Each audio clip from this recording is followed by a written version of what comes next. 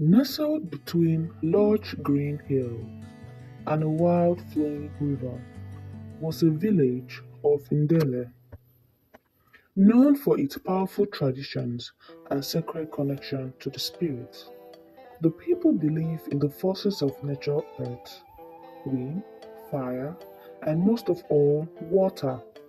The river that flowed beside them was no ordinary one. It was home to the river goddess, a being of great mystery and power. Among the villagers was a girl known only by whispers, the girl with healing light.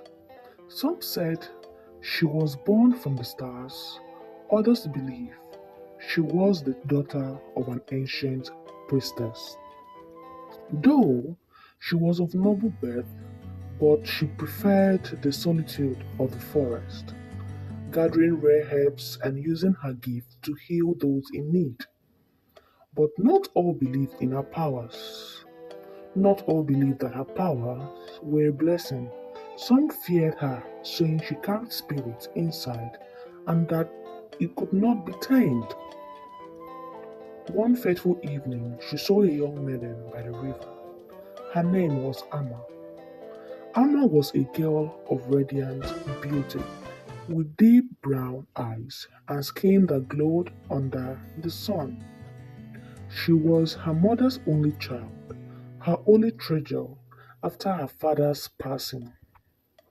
Every morning, Amma would wake early, fetch water, and help her mother prepare meals.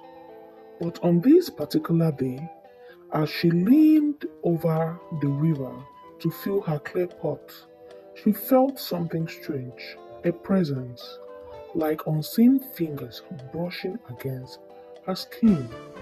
Before she could react, the girl with the healing spirit entered her. It was a moment without sound or sight, just a sudden warmth spreading through Amma's chest, then vanishing. Amma's hand trembled as she lifted the pot, her heart racing. Something had changed, but she could not say what. When she returned home, she tried to shake off the feeling.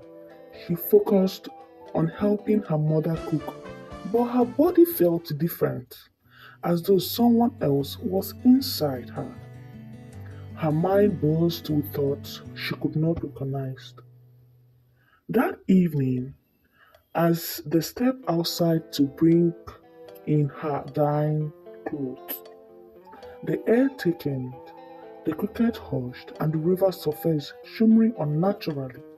And then, from the water emerged a figure clothed in silver mist, the river goddess. Amma's breath caught in her throat. She dared not look into the goddess' eyes. It was forbidding.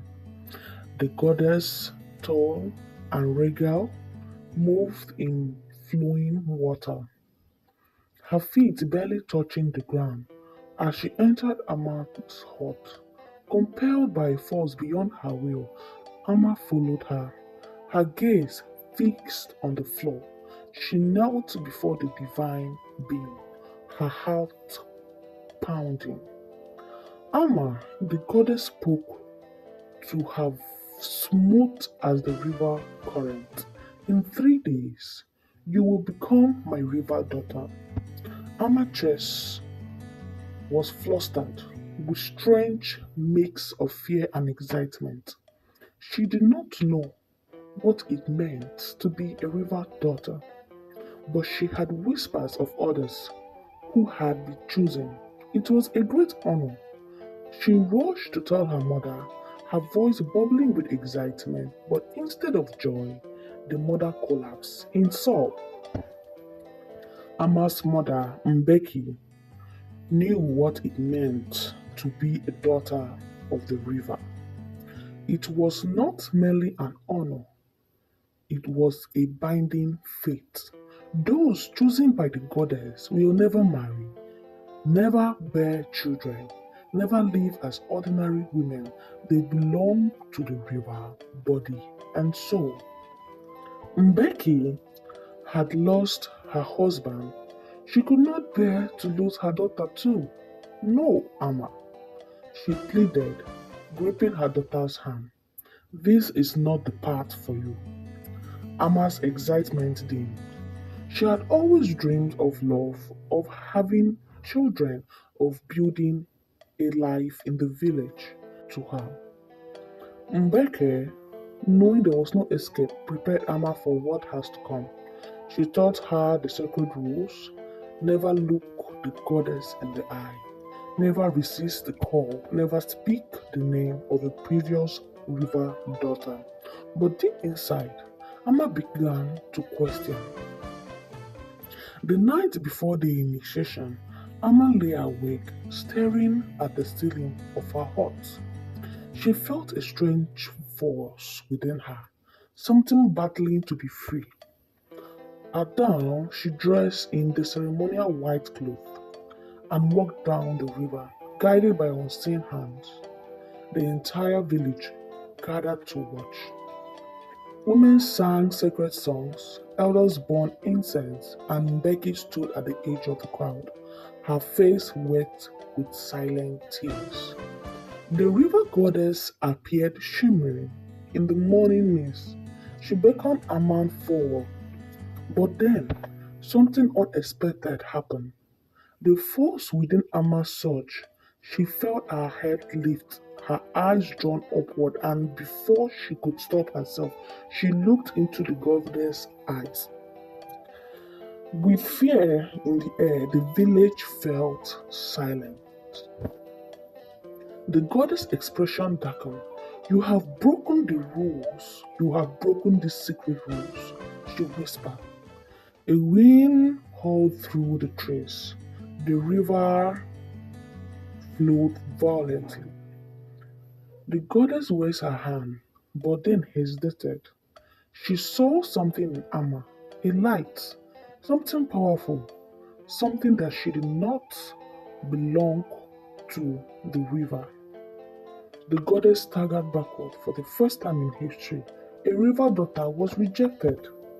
The goddess retreated to the depths of the river, her mind clouded with thoughts of Amma.